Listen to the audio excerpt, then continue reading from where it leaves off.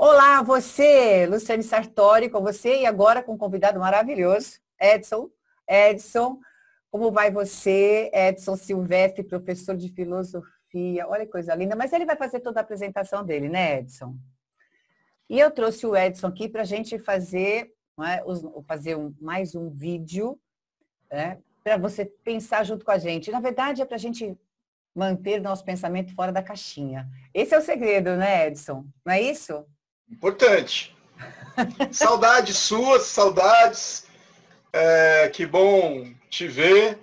Legal poder bater esse papo aqui no meio de um período tão sui generis, né? Tão particular, tão peculiar, né? Verdade. Mas legal, bacana. Obrigado pelo convite de bater esse papo aqui.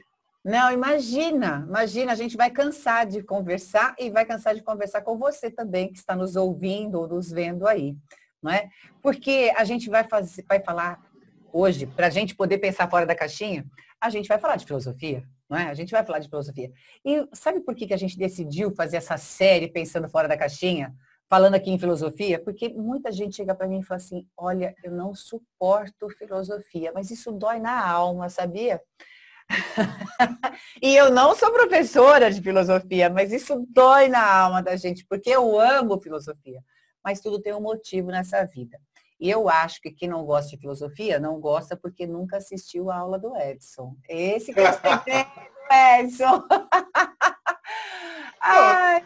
Na verdade, se a gente for parar para pensar com bastante calma e se apartando um pouco da questão mais passional, porque quando a gente escolhe alguma coisa é porque a gente se apaixona por aquela coisa, né? Sim. Mas saindo um pouco dessa questão mais passional, eu acho que o próprio fato de dizer eu não gosto de filosofia pode também ser uma atitude filosófica, que também é uma atitude crítica, né? Perfeito, agora, perfeito. O que não pode acontecer é a pessoa não ter o contato, não ter conversado, não ter lido e falar, olha, eu não gosto. Aí já escapa dessa questão mais crítica. Agora, eu acho muito interessante quando eu encontro interlocutores que dizem, olha, eu não gosto de tal corrente filosófica, eu acho que é uma banalidade isso que se discute aqui ou ali. Eu acho isso muito legal, porque isso é o que fomenta, né? Isso é o que faz a coisa caminhar. Então, assim, eu não, é lógico que a gente quer sempre que as pessoas gostem daquilo que a gente gosta, né? Isso. Mas eu não fico totalmente triste, assim, chateado, quando alguém fala que não gosta de filosofia. Mas logo depois vem a pergunta, né? Mas por que você não gosta, né? E aí é interessante que a pessoa tenha um argumento, né? Um argumento minimamente estruturado para me dizer, olha, eu não gosto por causa disso e disso. Aí é legal. E aí é inteligente, além de tudo, exatamente. Né? E o que é interessante aí a gente já vai estar filosofando. É a parte mais legal, né? E a parte mais legal. E vamos lá. Eu vou aproveitar esse gancho que o Edson deu para mim aqui agora e a gente vai falar. Ele vai falar para você. Eu não. Ele vai falar para você o que é filosofia e como nasceu a filosofia, justamente para a gente entender por que a filosofia é tão apaixonante e por que ela nos faz pensar fora da caixinha. Você vai entender perfeitamente bem. Vamos lá, Edson. Como é que é? A filosofia é uma coisa linda, né? Filosofia é a capacidade que a gente tem de pensar o pensamento, né? Pode parecer meio maluco, mas é verdade, né? Sim. A gente pensar a capacidade que a gente tem de pensar. Muitas pessoas atribuem à filosofia a capacidade que a gente tem de questionar, né? E quando a gente se depara com essa ideia de que olha, a filosofia é um questionamento, é saber questionar, a gente vai conseguir compreender um pouco uma das vertentes, né, ou uma das explicações de como surge, ou como nasceu a filosofia. Né? A gente costuma colocar numa linha do tempo e dá a impressão que tudo aconteceu assim num estalar de dedos e que tudo foi muito compartimentalizado, mas não foi. Não, né? Mas existem algumas questões que fizeram parte, né, desse processo de desenvolvimento e de cultura da filosofia. Tudo meio que se ampara na questão mitológica, né? Nós tínhamos eventos, fenômenos, né?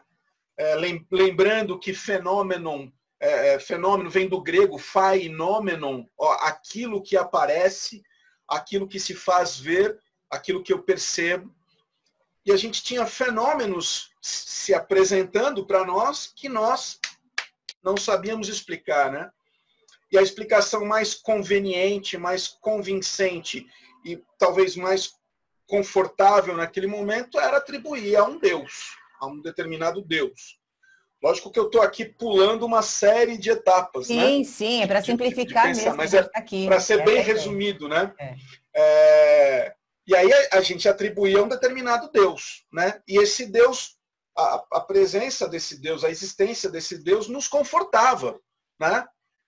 É engraçado, Lu, a gente pensar que, curiosamente e esporadicamente, a gente ainda percebe movimentos como esse, né?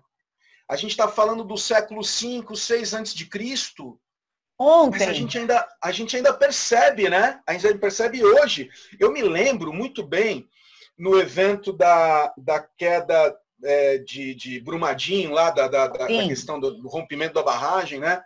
Quantas pessoas não falavam, olha, isso é um castigo divino porque a gente está ferindo a natureza, né? Porque a gente está indo contra a natureza. Essa explicação para um evento como esse, né?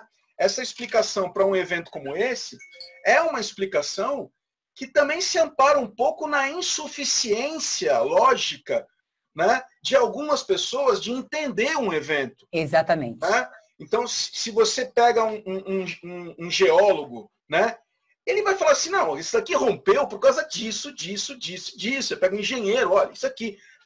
Para um cidadão que não tem que não tem o conhecimento, a engenharia, a geologia ao seu dispor, o que é mais conveniente para ele? Ou ele ouvir a explicação de alguém e refletir sobre isso, certo. Ou ele fala assim, cara, é Deus. Né? Aliás, mais assim, né, Edson? Entrega para Deus que ele resolve. Deus com as costas largas, assim, coitado, né? Segurando. Pois é. Então isso daí, lá atrás, isso foi latente, assim, né? Essas explicações suportavam e atenuavam a dúvida, né? Agora, existem pessoas que compreendem que o despertar da dúvida, mesmo com a explicação dos deuses, seria um caminho natural. Outras pessoas acreditam que alguns eventos aconteceram para que nós deixássemos de acreditar nos deuses. Tá. E aí, algumas coisas são interessantes a gente pensar. Por exemplo, o que as pessoas chamam de milagre grego, né? Talvez por isso que a filosofia tenha, no Ocidente, se enraizado ali na Grécia.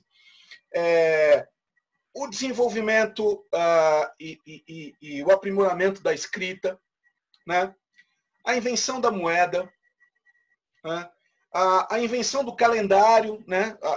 Uma estruturação melhor do calendário, a invenção da política, sim, né? As navegações. Tudo isso fez com que determinados eventos fossem explicados por uma outra via que não a via mítica, a via mitológica. Deixar isso o divino de lado, vamos falar divino, né? Porque se atribuir a um Deus, assim, você entrega para Deus. Usando a linguagem popular, é isso. Vamos entregar para Deus. Mas quando não mais para entregar para Deus, aí vão botar no preto e no branco. Exato. E aí tem uma coisa interessante, né, para a gente pensar.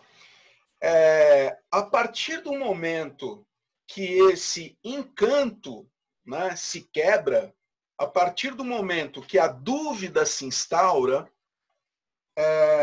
não tem mais como voltar atrás. né?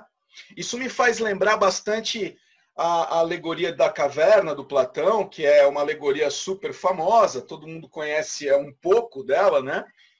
E o curioso da alegoria da caverna é que quando esse personagem se liberta, né, dos grilhões ali, que eles estão confinados numa caverna, olhando para a parede, vendo sombras, acreditando que essas sombras são reais, as sombras são produzidas por um fogo que queima atrás deles, pessoas passam nessa caverna transportando coisas, produzindo sombras diversas na parede, e por uma ocasião qualquer, um se liberta, né? Quando este se liberta, que consegue sair da caverna, né? Contemplar a luz do sol, né? O Fusca, né? Tem toda uma narrativa do Platão. Mas uma coisa que eu gostaria de destacar é a seguinte: este personagem que saiu da caverna e que contemplou o dito mundo real, por mais que ele queira voltar para a caverna, se acorrentar novamente e olhar as sombras, ele vai ter a convicção de que aquilo não é verdade. Pois porque ele já descobriu alguma coisa. Pois é, você sabe que é por isso, você sabe que eu acho que é por isso que as pessoas entendem que não gostam de filosofia? Porque acontece o seguinte, a nossa essência, ela é filosófica. A essência de todo ser humano. Assim eu vejo, tá? Você que é o entendido aqui, pode falar para mim, não, Luciane, você está errada. Mas é assim, ó, eu vejo que a gente, no final das contas, tem essa agressividade com filosofia, porque ela faz a pessoa pensar. E pensar, especialmente nos dias de hoje, em que a tecnologia, ela vem fazendo a gente andar cada vez mais rápido, mudando muito as coisas, não dá tempo de pensar. E quando a gente pensa, a gente dói, porque a gente vai descobrir muita coisa que a gente não queria, né?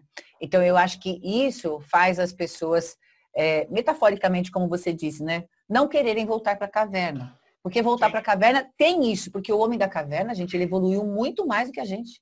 Porque veja, como ele tem a razão, né? A gente tem o racional. Então, ele sentiu, provavelmente, eu aqui me colocando, né, como primário, sentiu provavelmente a necessidade de melhorar aquela vida, porque não é possível aquilo, né?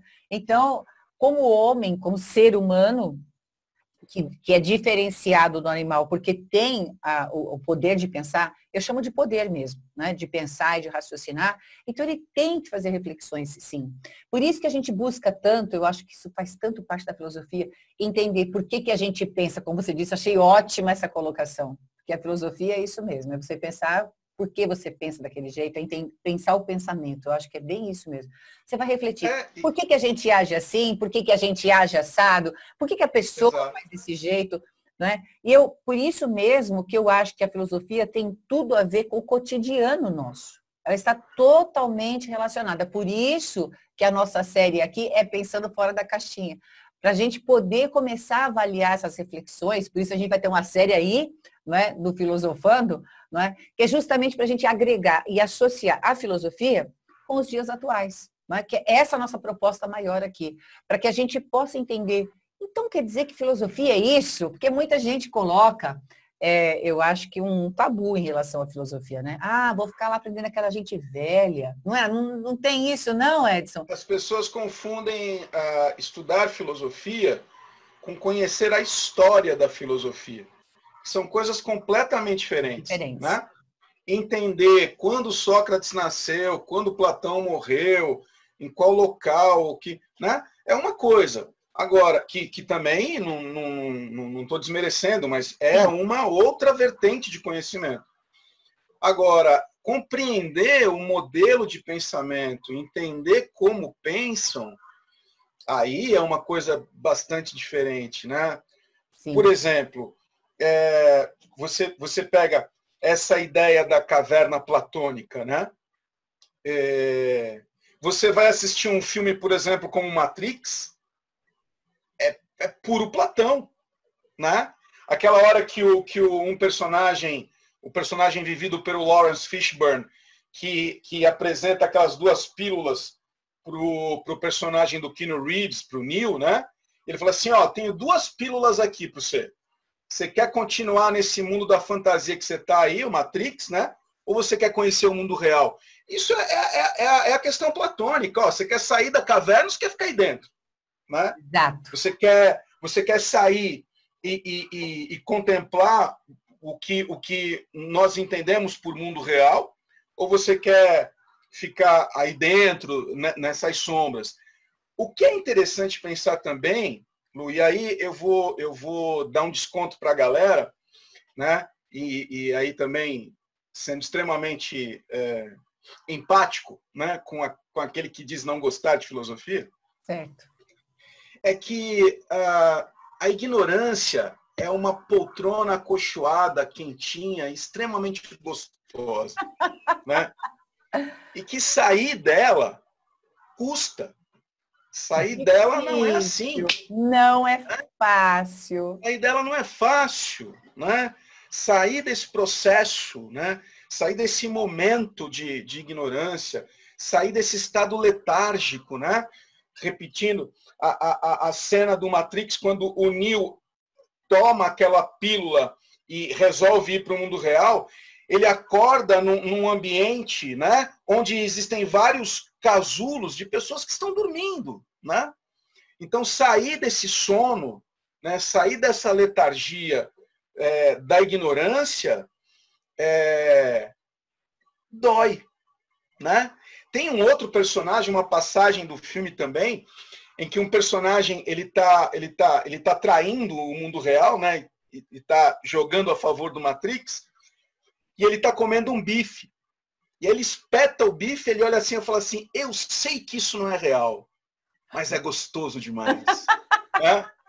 Então, assim, a gente sabe que que isso é uma ignorância, cara, sabe? Que não é isso aqui, mas é confortável, né?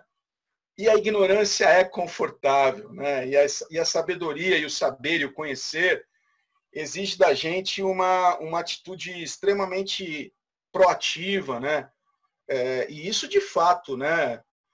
Às vezes incomoda, às vezes dá vontade de ao invés de ler Platão, abrir uma Caras, né? Nada contra Caras, mas às vezes dá vontade. Sim, mas é diferente, é o confortável, como você falou. Eu vou falar uma coisa para você. Você sabe que isso diz respeito à dinâmica cerebral que a gente tem, né? Porque o nosso cérebro, pensando no cérebro, agora vamos falar um pouquinho de neurociência aqui, mas só para a gente poder entender. Quem sou agora? Eu vou aprender agora. Quem sou eu? Mas isso é para a gente poder entender um pouquinho de nós mesmos, né? Quando a gente entende de nós mesmos, a gente consegue compreender, inclusive, isso que nós estamos falando agora, que sair da ignorância é muito difícil. Não é? Aprender a pensar acaba sendo difícil, porque pensar dói. E a gente sempre escuta essas coisas e não entende de onde vem essas falas. Ela vem da sabedoria popular. E eu falo que é sabedoria com propriedade. Por quê? O nosso cérebro, pensando no cérebro trino, ele tem assim, ó, ele tem o cérebro do jacaré, que é chamado reptiliano, porque vem de réptil mesmo. Aí ele tem o límbico, que é relacionado ao mamífero, e a gente tem o neocórtex. O que acontece é que a gente chama de cérebro de jacaré, eu pelo menos adoro chamar de cérebro de jacaré por causa da história do réptil, e fica muito fácil a gente entender, porque você olha para o jacaré, você vê que ele não tem emoção alguma, né? Ele não tem emoção alguma. A vida dele é ficar lá de boa na lagoa, né? Comer bastante. Se tá gordo, se tá magro, ele tá pouco se lixando. O negócio dele é viver de boa. Achou comida, achou a presa, acabou. Né? E o homem tem uma boca que é só dele. Então é isso aí, esse é o jacaré. Né? O límbico, pensando no mamífero, é o cachorrinho. Gente, você já viu o cachorrinho? Coisa linda. Ele te ama de qualquer jeito. Você pode fazer o que você quiser com ele. Ele te ama porque ele é pura emoção. E o nosso cérebro límbico é isso. São as nossas emoções. E o neocórtex é o racional, que é a nossa maior parte do cérebro que só o homem tem, que só o ser humano tem. E olha que interessante, a evolução do homem está completamente relacionada ao quanto a gente evolui na capacidade de pensar.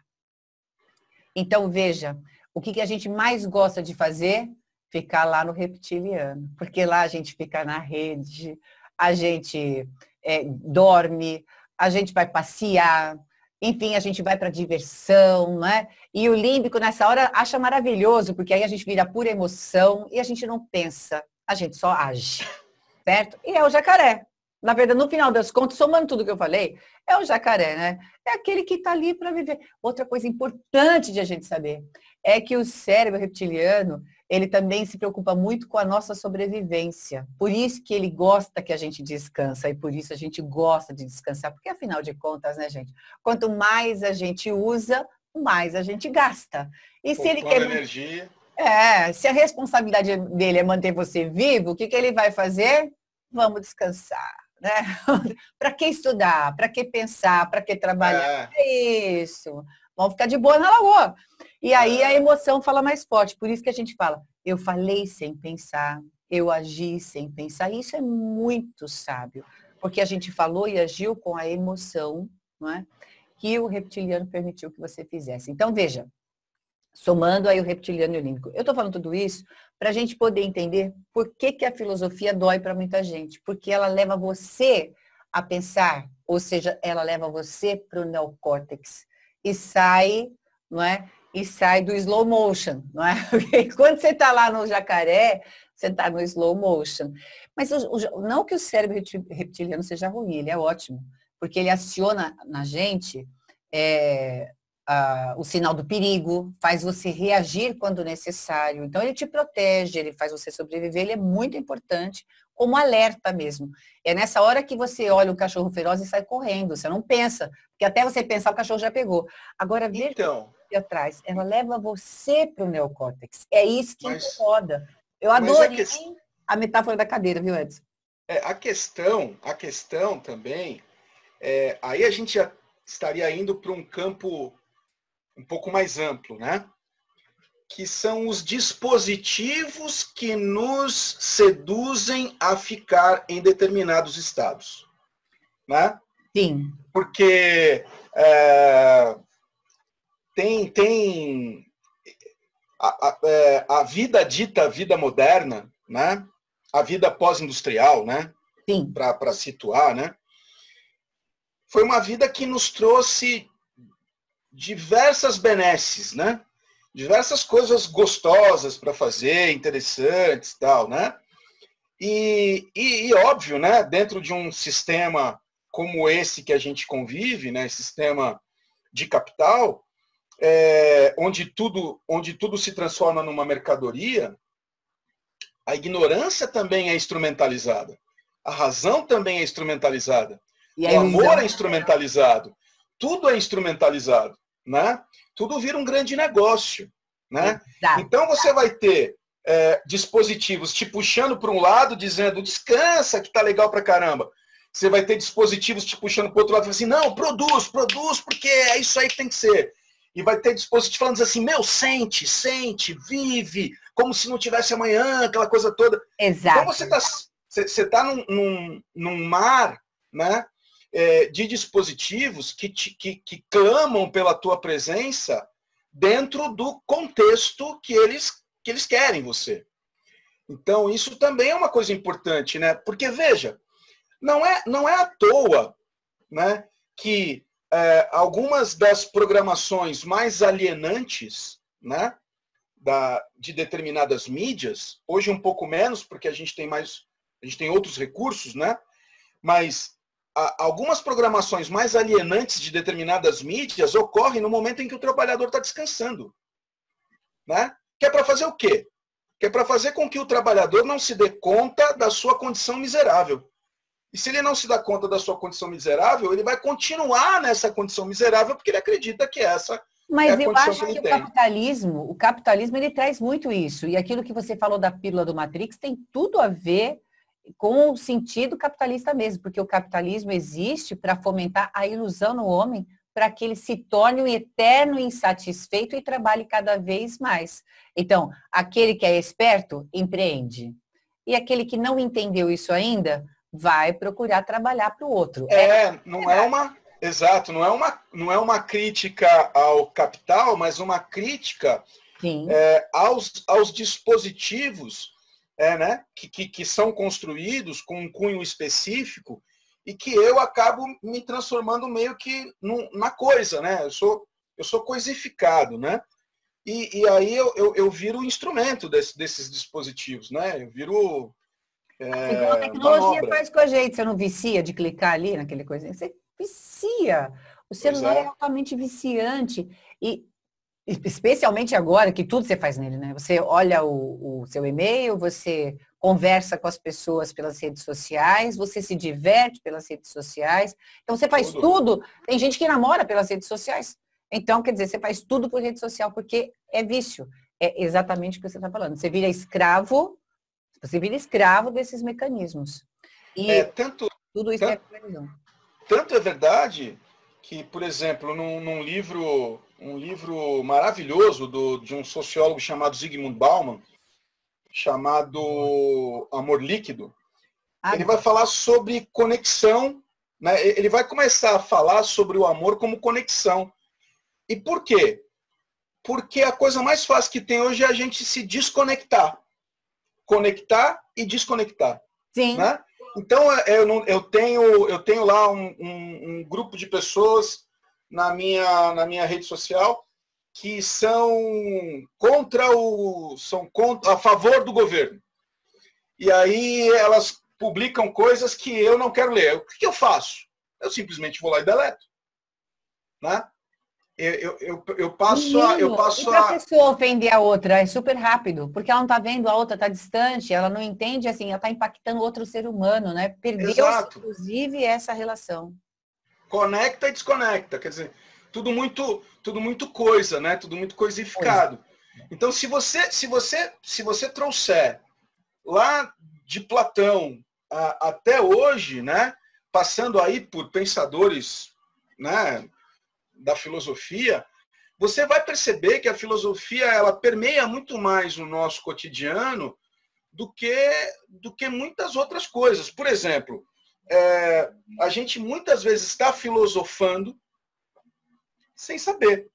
Né? Eu vou falar, e sem saber que está filosofando. Mas, Edson, vou aproveitar esse gancho.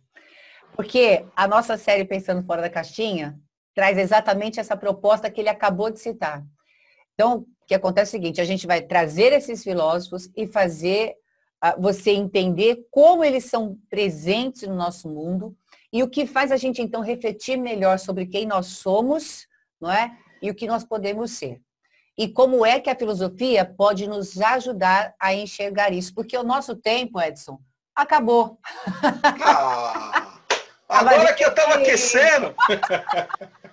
Estava divertido, mas o legal é isso. A gente pode trazer um filósofo por vez aqui para a gente justamente colocar nas situações atuais, o que é muito legal. Que é isso que faz a gente pensar fora da caixinha, ou seja, fora do padrão, não é? Tem que pensar fora do padrão. Você quer ser um ser humano de excelência, tem que pensar fora do padrão, porque é isso que a realidade pede, não é? Então, é isso, minha gente. Foi um prazer conversar com você, Edson, mas não tem nada não, porque nós temos muitas outras oportunidades e a gente vai ficar aqui filosofando, mas que é de extrema importância fazer isso, não tenha dúvida, não é? Bom, mesmo sem saber. Mesmo sem saber, é isso aí. Gente, foi um prazer estar com vocês, né? Fiquem com Deus. Edson, pode se despedir do pessoal aí que a gente tem que encerrar. Grande abraço, espero ter sido útil aí, espero ter ajudado, espero ter despertado, porque eu também estou constantemente tentando despertar o tempo todo.